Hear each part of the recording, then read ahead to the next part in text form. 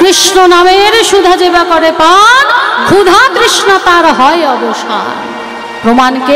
প্রমাণ হলেন অভিরাম দাস ঠাকুর, যিনি ছিলেন সেই শ্রীরাম সখা বাবা।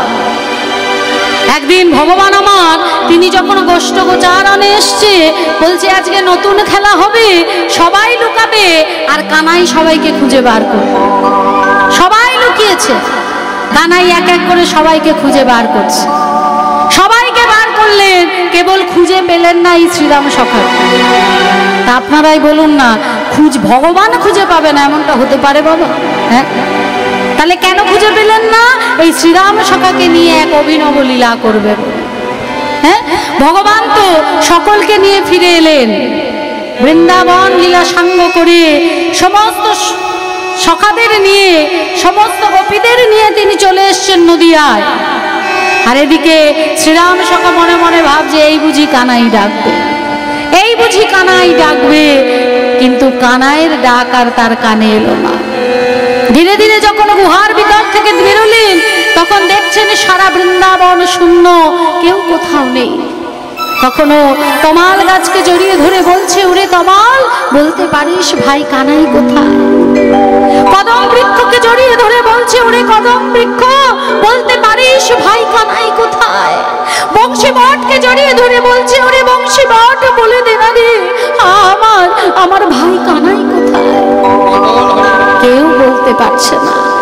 কেঁদে কেঁদে বলছে, কানাই রে, ঘর থেকে যখন গোষ্ঠে এসেছিলাম, আসার পথটা চিনে এসেছিলাম, কিন্তু ঘরে ফেরার পথটা তো আমি চিনি না ভাই, আমি কেমন করে ফিরবো?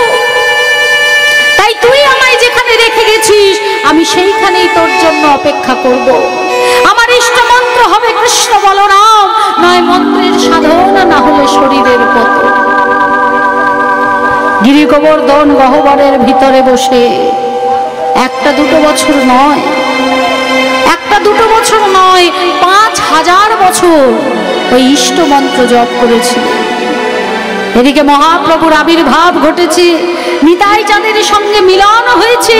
যেহেতু পর্যটন সাধুর কাছে নিতাই চাঁদ দীক্ষা নিয়েছিলেন, তাই যখন পরিক্রমায় বেরিয়েছে, সকল তীর্থ পরিক্রমা করে বৃন্দাবনে এসে গিরি গোবর্ধন পরিক্রমা করছে, ঠিক সেই সময় ক্ষীণ শব্দ, কে যেন গিরি গোবর্ধনের গহ্বরের ভিতর থেকে কৃষ্ণ কৃষ্ণ কৃষ্ণ কৃষ্ণ বলে কাঁদছে।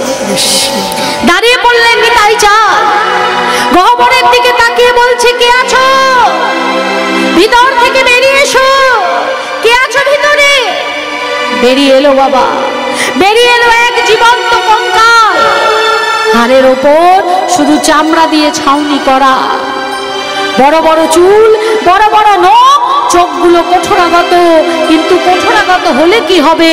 তীক্ষ্ণ তার দৃষ্টি। তাহলে বেঁচে ছিল কেন? কিভাবে বেঁচেছিল? ওই কৃষ্ণ নামামৃত মন্ত্রের দ্বারা সে বেঁচেছিল। এ মন্ত্র এমন মন্ত্র, যে মন্ত্র পান করলে ভগবানের ওই অমৃত হওয়ার সুধার দিকেও মন যায় না ভক্তের। এই কৃষ্ণ নাম মন্ত্র এমন মন্ত্র। কাজী সাহেব সিপাহীদের আদেশ দিলেন, এক্ষুনি হারেশকে নিয়ে যাও। নিয়ে গিয়ে পান্ডুয়ার 22 বাজারে 22 দিন ধরে 22টা করে বেত্রাঘাত করবে। একবার কৃষ্ণ বলবে 22টা বেত্রাঘাত, একবার কৃষ্ণ বলবে 22টা বেত্রাঘাত। একটা রুটি দেবে না ক্ষুধা নিবারণের জন্য, এক ফোঁটা পানি দেবে না তৃষ্ণা নিবারণের জন্য। ছলে বলে কৌশলে যেভাবেই হোক এই কাফেরের মুখ থেকে হিন্দু ভগবানের নাম তাড়ানো চায়, না হলে তোমাদের গর্দান যাবে। নিয়ে চললো বাবা ভক্তকে। আজকে ভক্তকে নিয়ে গিয়ে পান্ডুয়ার 22 বাজারে গাছের সঙ্গে বেঁধে তার ওপর চললো অত্যাচার।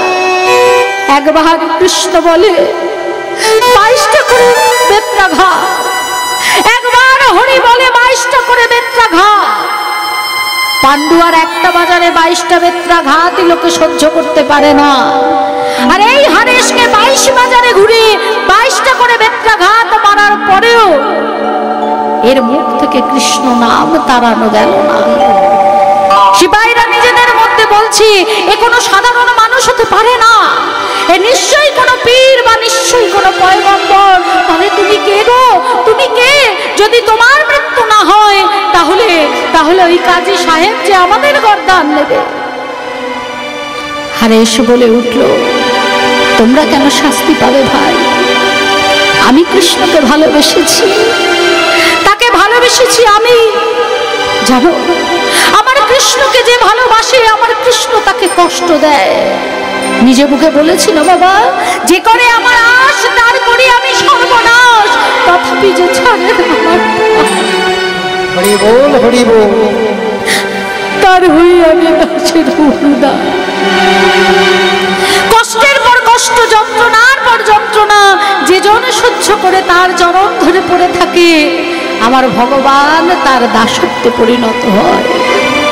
তাই আজকে হারেশ বলছে আমি তাকে ভালোবেসেছি, তার দেওয়া প্রতিটি কষ্ট আমি সহ্য করব, কিন্তু তোমাদের গায়ে আঁচ লাগতে দেব না। বলছে কত কষ্ট দেবে ভগবান, যত কষ্টই দাও চরণ তোমার আমি ছাড়ব না। হরি আমার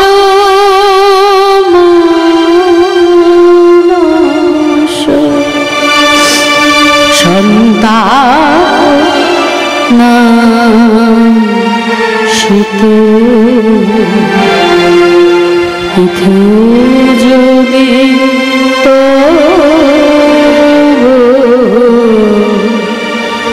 দুঃখ হরি আমার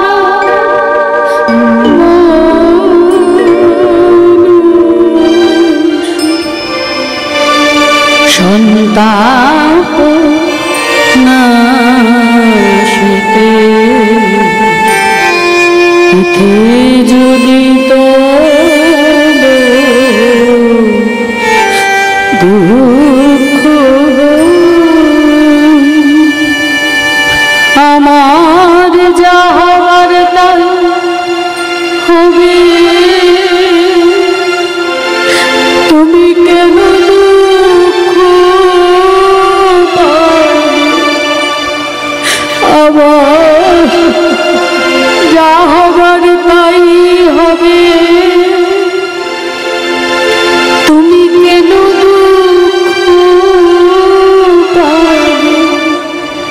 সুখ থেকো তুমি সুখ হরি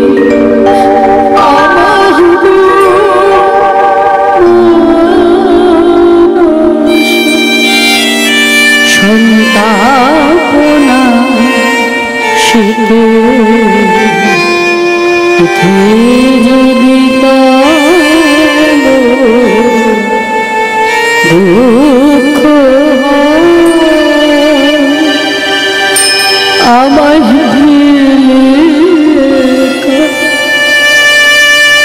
বলছি, তুমি কি ভাবছো দয়াময় আমাকে দুঃখ দেবে, আমাকে কষ্ট দেবে, আমাকে যন্ত্রণা দেবে, আর আমি তোমার চরণ ছেড়ে চলে যাব? আমার কাছ থেকে আমার পিতা মাতাকে কেড়ে নেবে, বন্ধু বান্ধব সবাইকে কেড়ে নেবে, আর আমি তোমায় ভুলে বুঝে তোমার চরণ ছেড়ে চলে যাব? না না না, তুমি যে আমার পিতা, তুমি যে আমার মাতা, তুমি যে আমার বন্ধু, তুমি যে আমার সখা, তুমি আমাকে ছেড়ে গেলেও আমি যে তোমার চরণ ছাড়বো না দয়াময়। আমায় ছেড়ে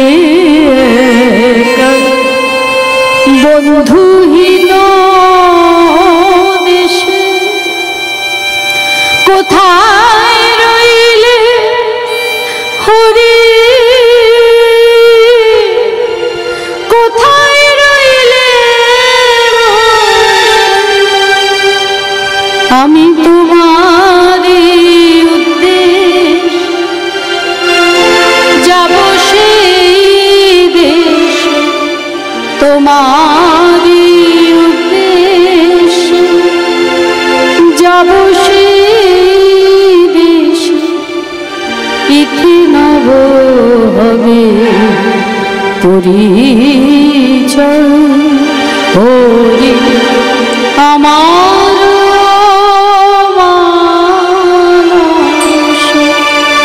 সন্তাপনা শীতে পিঠে যদি তো